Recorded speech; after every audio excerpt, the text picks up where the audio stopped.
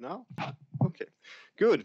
Thank you, Charlotte. My name is Stefan Ivanov, and I'm professor and head of the Wind Energy section at Earth Science Department, located at Campus Scotland. And I'm also director for Stand Up for Wind. And today I will talk about career in the wind energy sector. So, well, continuing what we had discussed earlier today as well, we know all in here that all scenarios indicate a very large expansion of wind energy. And that goes both globally and for Sweden.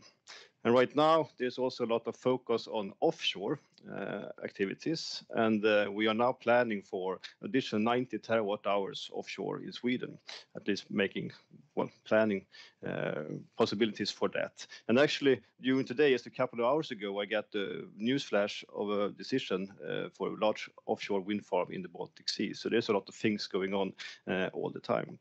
And of course, to meet the demand of competence for this large expansion, we have a number of collaborations.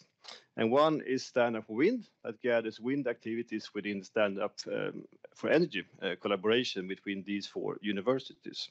And also very important, of course, with our industrial partners.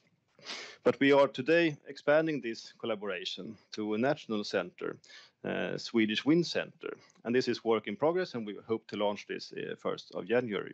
And here we gather basically all academic actors in the country, and of course, very important, very close collaboration with our industrial partners, which is quite a few.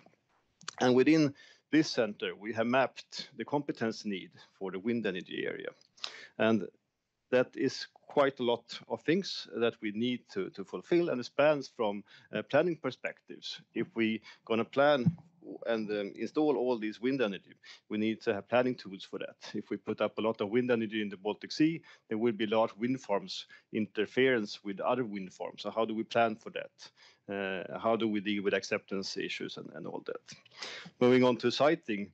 The turbines are becoming larger and larger. The wind farms are becoming larger and larger. And we also put them into forested areas in Sweden. So there's a lot of research questions there that we need to address in line with this.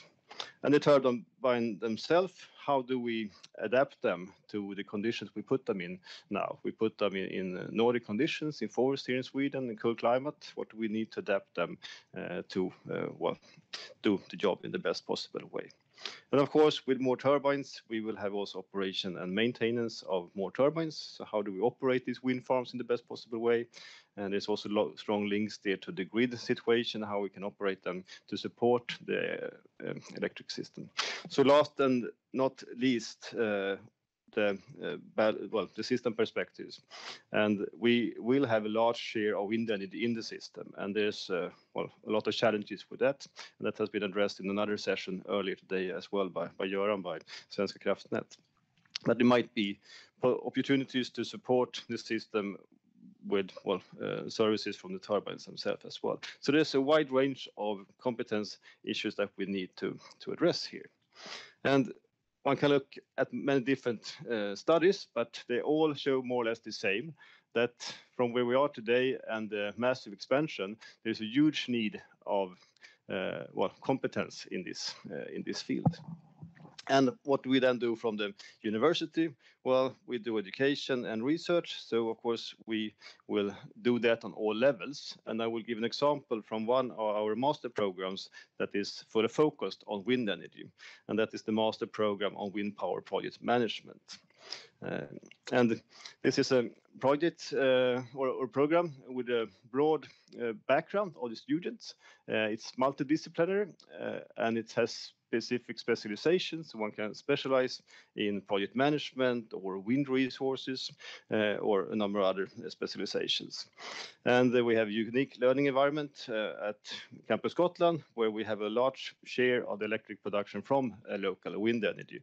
And Gotland is also a pilot for 100% renewable energy system in Sweden. So looking at the background of our students, they come from all over the world, as you can see here. So it's a very international program in that sense. And one very important part with the education program, I think, is the close collaboration with industry. And we heard also from Vattenfall earlier today here on thesis work, etc., and has been addressed many times during today as well. So of course we have frequent guest lectures, quite often from alumnus from our program, and thesis work and internship in the program. And very important also, we have representation in the program board from the industry, and that is to ensure that the education we give is relevant and that the knowledge that students leave with is very attractive when they go out in the industry. And this is just some examples of frequent participants from the industry taking part as guest lecturers in our courses. So it's a strong industrial collaboration there.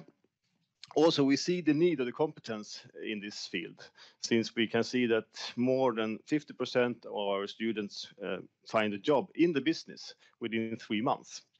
And many of them come back as alumnus, represent the companies, giving guest lectures, etc. And then if we look into what do then these students do when they come out? Well, this is an overview of that. You can see here they become project managers, project engineers, project leaders, and of course also specialists in different fields, and also some go into research and PhD studies. And the program title is Wind Power Project Management. One can also see here that is a lot of focus, of course, where they end up as well. And I was also very happy to see these names on the slides from Vattenfall earlier today, that this is really what they need. And that confirms what we also see, that there's a great need for project managers that have a larger perspective on wind energy, and that is needed in the industry. So to summarize, how do we address the competence need? Well, in all these different areas that I very briefly mentioned, we can see that we, of course, have collaborations where we gather both research and education, and today that is within Stand-up for Wind, and then we plan to expand that quite soon to even larger national center. And then these words up there should represent the education. And of course, now I exemplified with one particular program that is very focused on wind energy. But of course, all the education we have, well, more or less, of course, there's other programs that skills are very needed in the wind energy industry as well. But this was one good example where we really focus on wind energy and the overall understanding of project development of large wind farms, and with some specific specializations there.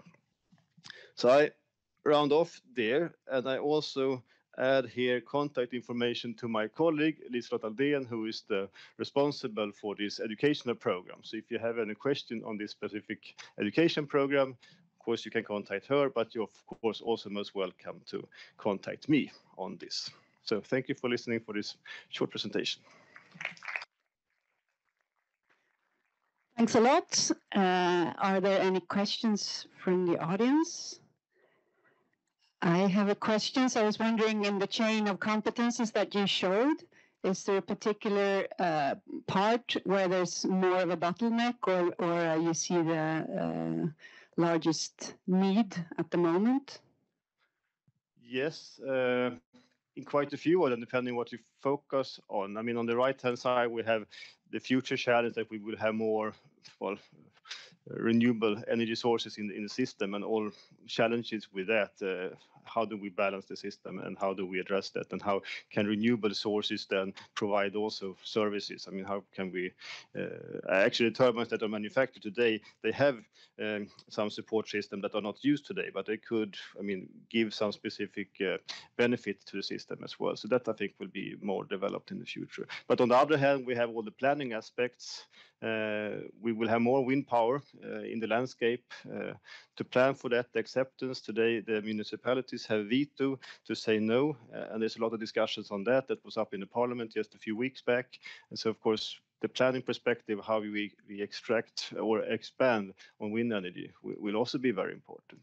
And then when it comes to siting, we build more and more in forests. We know that most manufacturers have developed their turbines for more typical Danish conditions. And then when we put them in Swedish conditions, Swedish forest, they have some challenges there. And the turbines are becoming larger and larger. They're reaching higher up in the atmosphere. So there's a lot of research questions there as well. So I mean, this is the sum of our mapping of what is really needed. So all of them are important. It's very hard to well, put the thing on one only. But of course, depending on the timing and where, if you're offshore, if you're in forest or system perspective, it depends on what perspective you have on that question, I think.